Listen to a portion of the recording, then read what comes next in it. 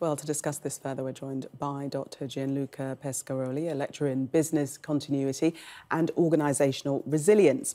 So how do people get back to business as usual after such heavy flooding? Good morning to you. Good morning to you. They really have suffered, some battered by floods consecutively and haven't even had time to recover before the next.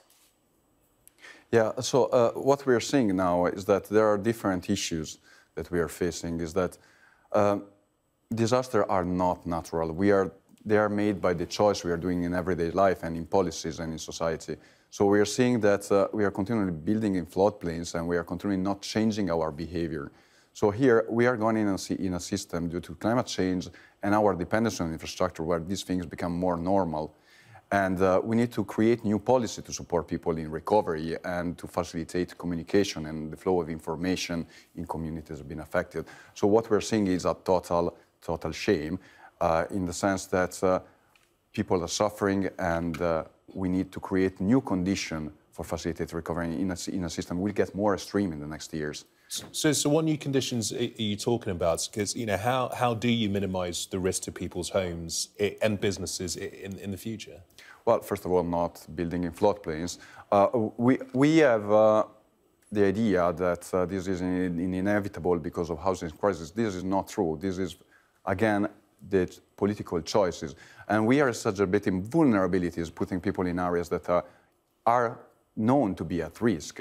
And the other thing is that we need to learn how to communicate. So when people go to live there, often are not aware of the risk or not aware about the problems that they could face in case of flooding. So luckily, for example, we can check if an area is at risk by building a house or before buying a house, but not everybody is aware of that, and not everybody is aware of what preparedness measure can be undertaken, or how reaction measures can be done, or which are the resources we can actually have in time of crisis. That's certainly true of some people, but some people are aware. But the problem is they're not expecting to be suffering these conditions so frequently. It's the frequency of the flooding in these areas. This is already in the past we were used to see flooding. What is happening here is that climate extremes are becoming more common, and we are going to get more used to that with climate change dynamics. The other things we are seeing is that we are more dependent on critical infrastructure. So what we are going to see is that there will be more power failure, more interdependent systems that will go down, and our behavior will be heavily affected more than before.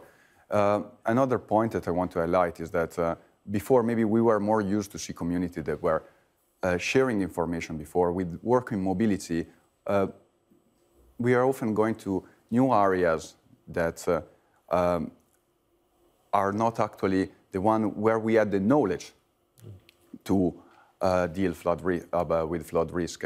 And the other element is that, as you are saying, they were not expecting, but we need to create the information for people to expect that in the future, because this is what is going to happen. After Storm Ciara the other week, we heard from the Environment Minister saying the government is doing everything it can. Money is being invested in flood defences, but you know, you just have to accept that there will be some homes, some businesses which will inevitably be destroyed. It's just the way things are. I mean, do we need to accept that?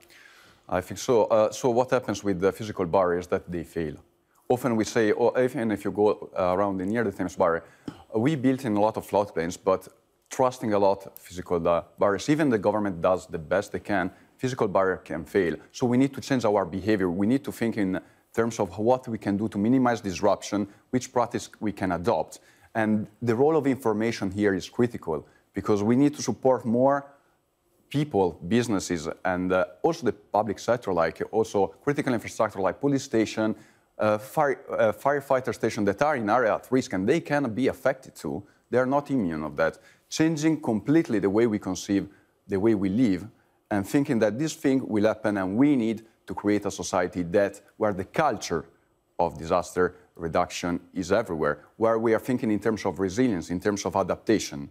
So despite the fact of what is going to happen, we need to reduce the vulnerability of people, not just to increase the physical barriers. Absolutely. A lot of thought and planning needs to go into this, clearly. Exactly. Gianluca Pescaroli, thank you very much for speaking to us and sharing your expertise this morning. Thank you.